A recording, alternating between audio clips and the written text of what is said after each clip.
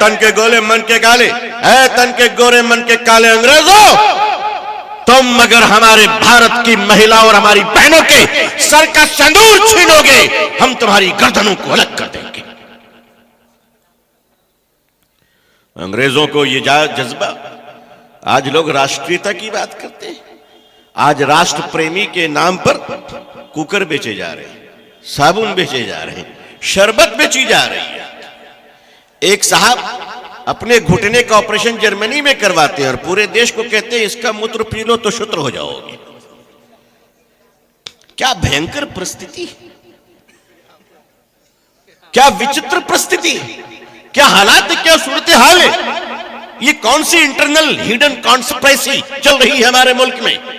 क्या हमारी जिम्मेदारी नहीं है कि अगर कोई भाई हमारा डूब रहा है तो हम उसे बचा लें? हम उसकी जात देखे बगैर, वो हमारा भाई है, चाहे वो हिंदू भाई क्यों ना हो, वो हमारा पड़ोसी है, हमारा इंसानी भाई है। जब तक एक मुसलमान किसी नदी के किनारे है, वो किसी दूसरे भाई को डूबकर मरने नहीं देगा इंशाअल्लाह।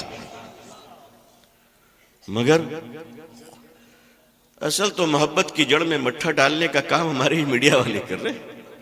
सभी लोग नहीं, हम भी जानते हैं कि हमको भी रहना है, मगरमच्छ से बैर कैसी। मगर ये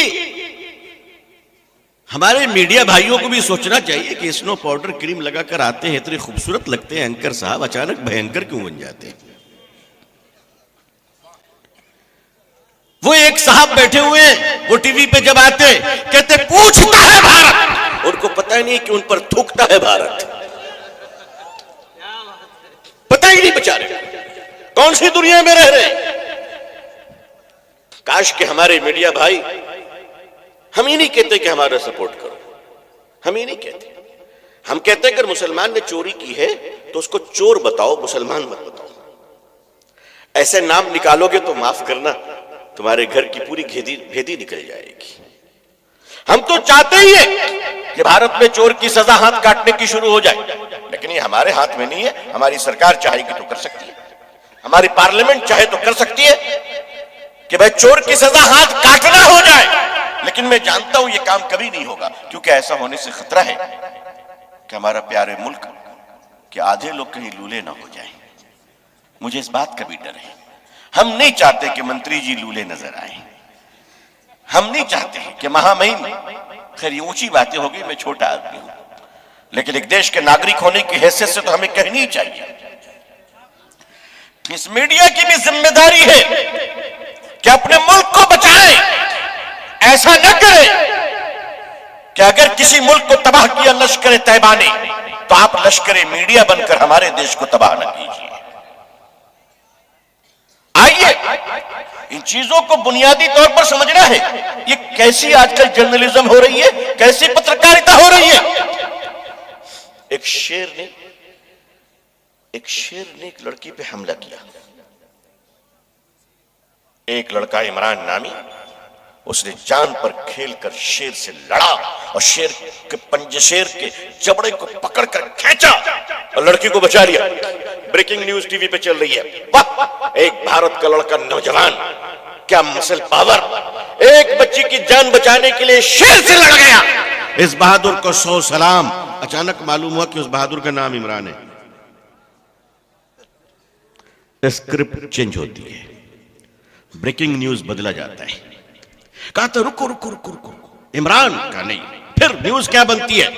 एक शेर एक लड़की से प्यार कर रहा था, शेर ने लड़की को चुम्मा लिया। मैं प्योर उर्दू में बोल रहा हूं, वरना मैं जानता हूं इसका तर्जमा किस होता है। शेर ने लड़की को चुम्मा लिया। मोहब्बत का दुश्मन नामी एक आतंकवाद इमरान आता है और वो इस प्रेम को बर्दाश्त नहीं कर पाता है और शेर की हत्या कर देता है। जो बहादुर था वो आतंकवाद बन गया।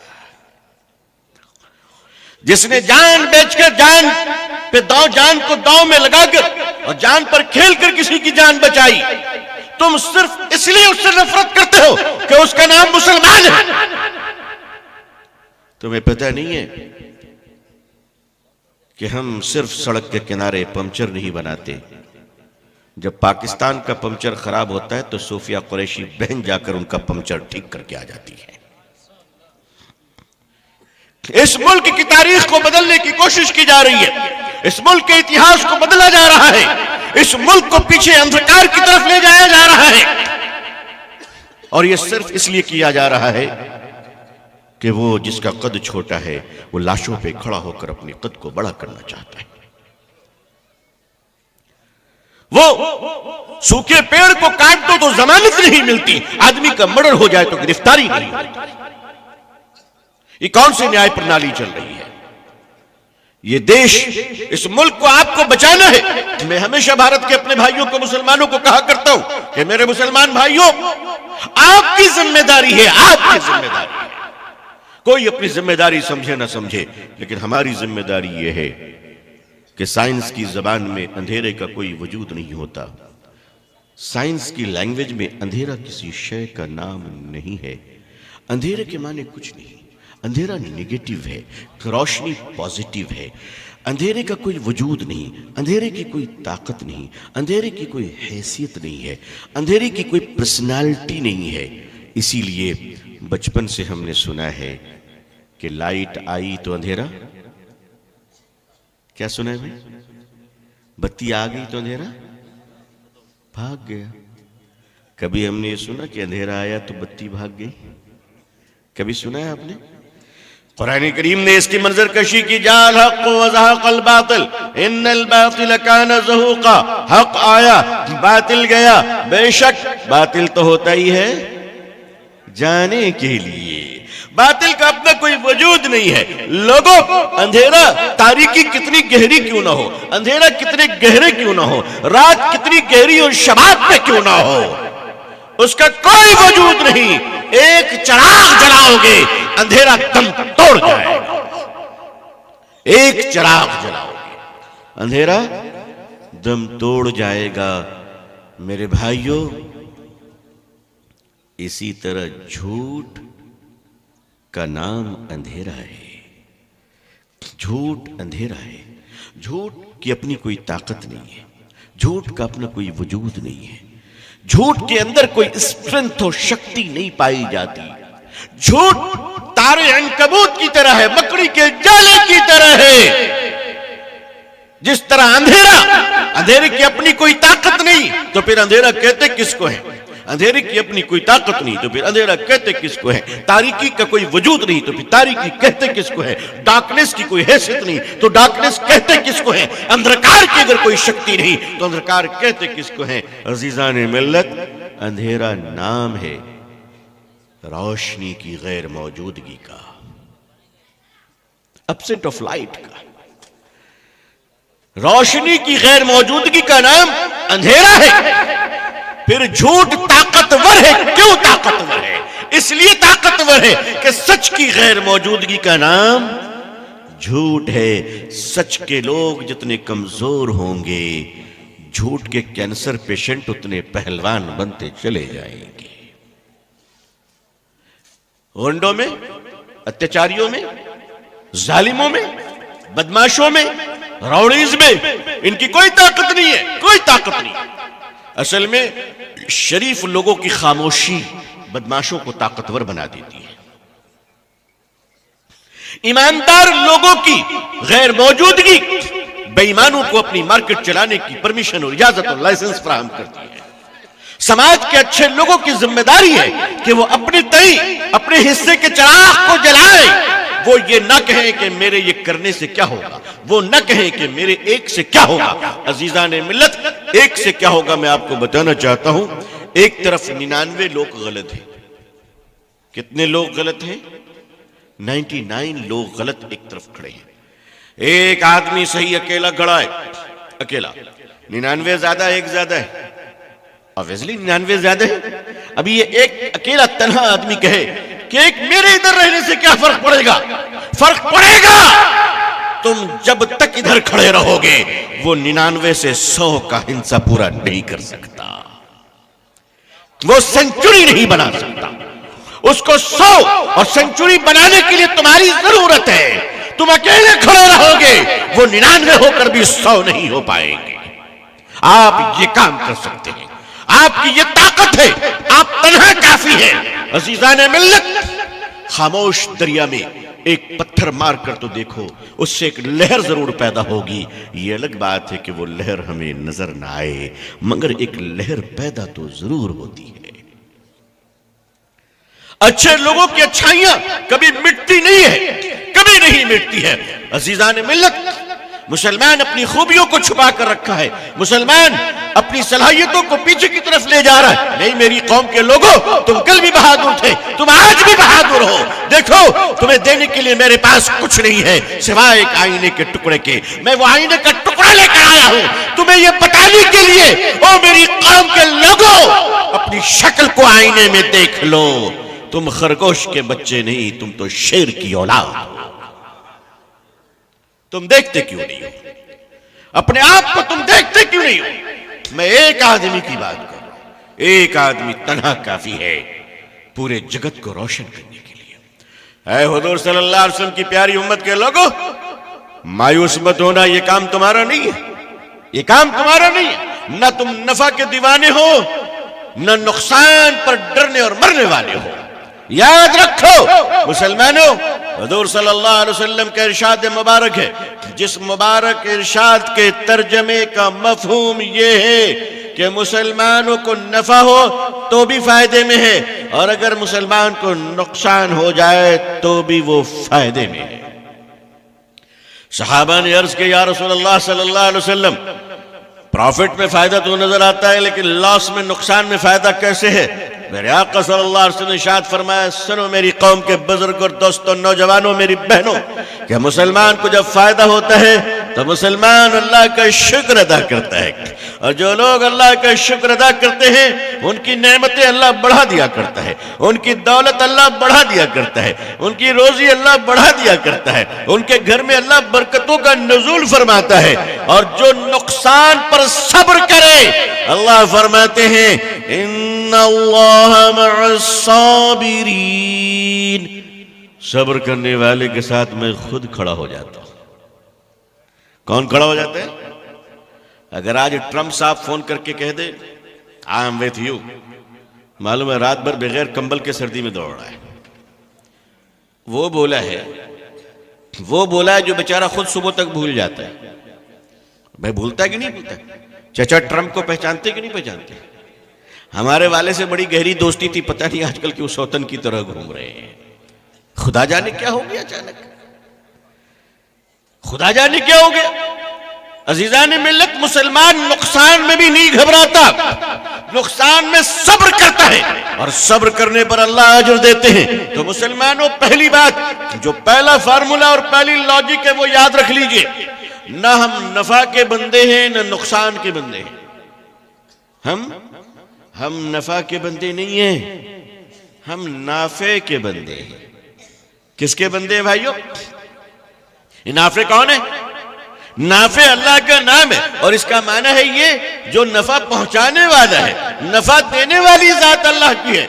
तो हम नाफे यानी नफा देने वाले रब के बंदे हैं, और नुकसान से बचाने वाले रब के बंदे हैं। न हम नफा के पीछे चलने वाले, न नुकसान के पीछे चलने वाले हैं। ये फार्मूला पहले अपना लीजिए, नफा और नुकसान नहीं, सिर्फ सदाकत पे चलना है, सिर्फ राह हक पर चलना है, और सच को पूरी जुर्रत के साथ बोलना है, चाहे सामने वाला जितनी भी ताकत का इल्म बरदार क्यों ना हो। सच को बोलते वक्त लर्जा नहीं आना चाहिए आपके अंदर, इसलिए कि सच बोलने वाला भी मरकर दुनिया से जाएगा, और झूठ की रोटी खाने वाला भी दुनिया से जाएगा।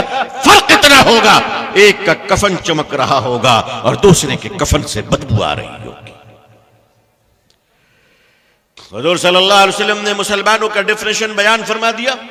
तो पहले मुसलमानों को अपने अंदर यह हौसला लाना है कि ऐसा न हो नुकसान से बचने के लिए सूदखोरी कर रहा है, नफा की लालच में बेईमानी कर रहा है। नहीं, आपको इस जमीन की इमामत चाहिए तो आपको अपनी पर्सनालिटी को बनानी पड़ेगी, वो मुसलमान कैसे इख्तिदार की बागडोर उस मुसलमान के हाथ में दी जा सकती है जो 1 मीटर कपड़ा ईमानदारी से न बेचता हो। उस मुसलमान के हाथ में क़यादत कैसे दी जा सकती है जो 1 किलो चावल ईमानदारी से तौल ना सकता हो।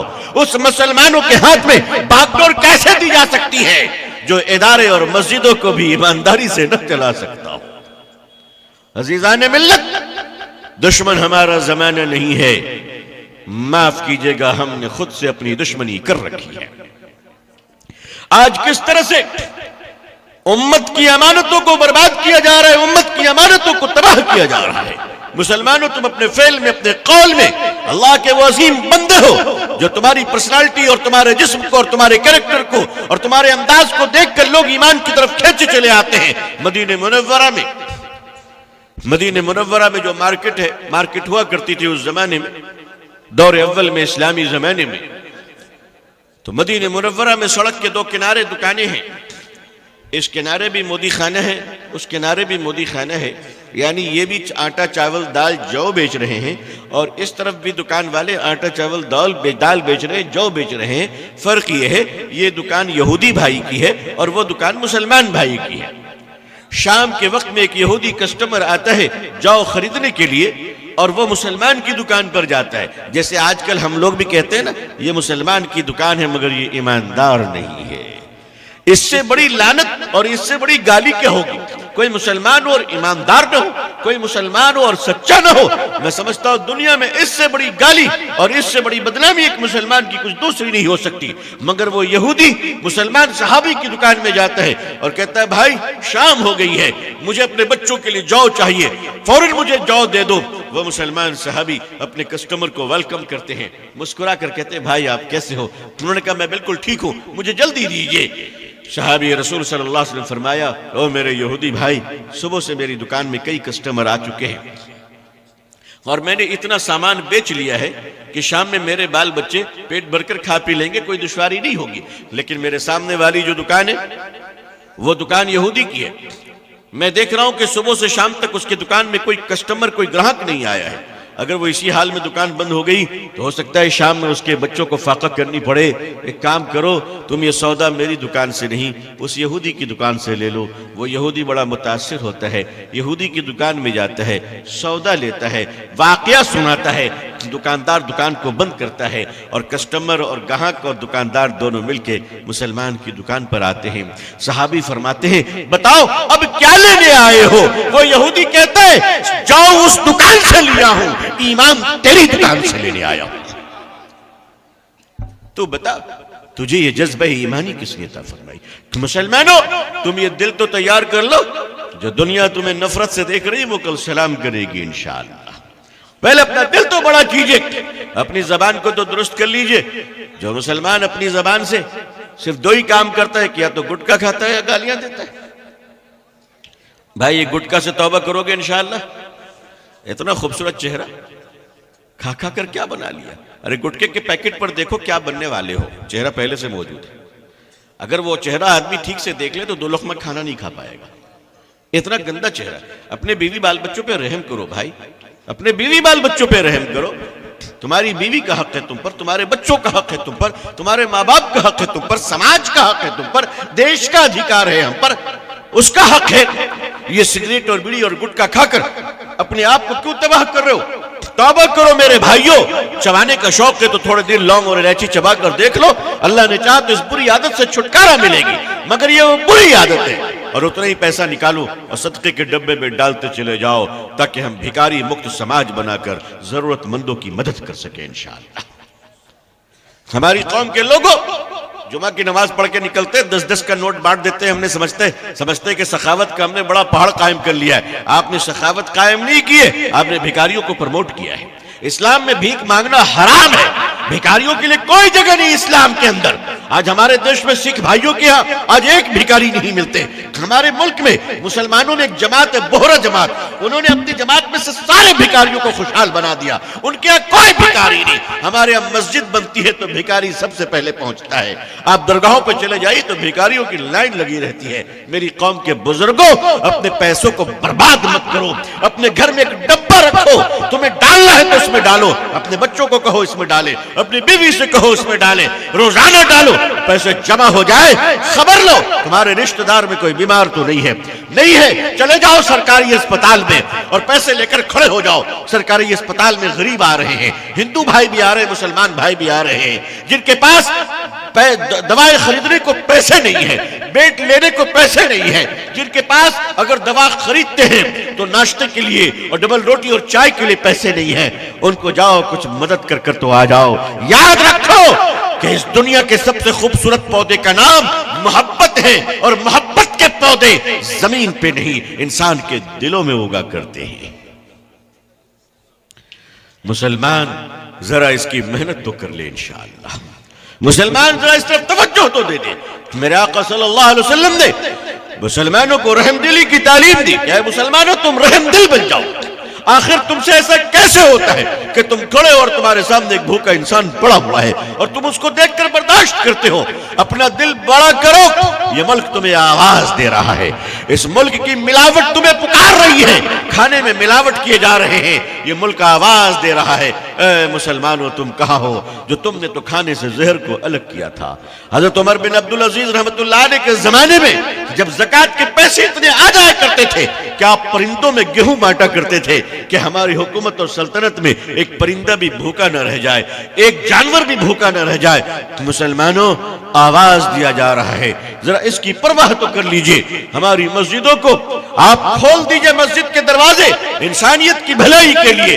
बीमारों की शिफा की दुआ जब करें आप मस्जिदों में तो सिर्फ मुसलमानों के लिए नहीं बल्कि पूरी इंसानियत के लिए दुआ करें। और अगर आपका दिल बड़ा हो तो कभी गैरों का नाम लेकर भी दुआ कर लिया करें कि अल्लाह मस्जिद के सामने जो चाय की दुकान है, फजर की नमाज पढ़ के चाय हम उसकी दुकान में पीते हैं। नाम तो उसका प्रकाश है मगर वो फजर से पहले चूल्हा इसलिए जलाता है ताकि नमाजियों को नमाज के बाद गर्म चाय मिल सके। 2 दिन से दुकान बंद है, सुना है कि हॉस्पिटल में एडमिट है। मुसलमानों तुम उस नबी की उम्मत हो सल्लल्लाहु अलैहि वसल्लम जो अबू जहल की इयादत करने जा रहे हैं। आखिर ये चाय पिलाने वाले भाई की इयादत को तुम क्यों नहीं जाते? अपनी मस्जिद में माइक में उसका नाम लेकर उसके लिए अल्लाह से शिफा और सेहत की दुआ क्यों नहीं मांगते? अजीजान मिल्लत, हम अपने जिम्मेदारियों के तय हिस्सास हो जाएं, सिर्फ अपनी जिम्मेदारियों के तय हिस्सास हो जाए। इंशाअल्लाह आप देखेंगे हालात भी बदलेंगे, अंधेरा भी छटेगा, रोशनी भी आएगी, फिर दुनिया पुकारेगी मुसलमान कहाँ है? मेरी कौम के लोगों, ये कहता हुआ मैं आपसे चलूं कि बस सिर्फ इतना है कि आप अपने कैरेक्टर और बिहेवियर को ऐसी बना लीजिए कि जब आप रास्ते से गुजरे तो दुनिया देखकर आपको ये कहने पर मजबूर हो जाए कि अल्लाह अगर उम्मत इतनी अच्छी है तो उम्मत का रसूल कितना अच्छा होगा सल्लल्लाहु अलैहि वसल्लम। अल्लाह ताला पूरी दुनिया में हम सबको इस्लाम की और मुसलमानों की इज्जत देखना नसीब फरमाए। अल्लाह हमें और आपको और हम सब के अहल वयाल को और पूरी उम्मत मुस्लिमा को इज्जत, आफियत, सलामती, खैर, खुशहाली, सेहत और तंदुरुस्ती के साथ इस्लाम पे जिंदगी, ईमान पर खात्मा नसीब फरमाए। अपनी दुआओं में हमें याद रखिएगा। आखिर दावाना अल्हम्दुलिल्लाहि रब्बिल आलमीन, वस्सलामु अलैकुम व रहमतुल्लाहि व बरकातुहू।